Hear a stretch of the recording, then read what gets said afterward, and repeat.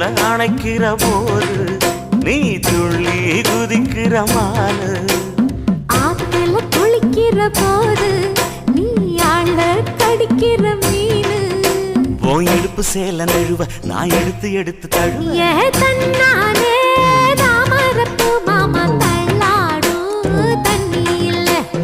தாமர பூத்திடுச்சு புள்ள தாவணி வாங்கி வரேன்.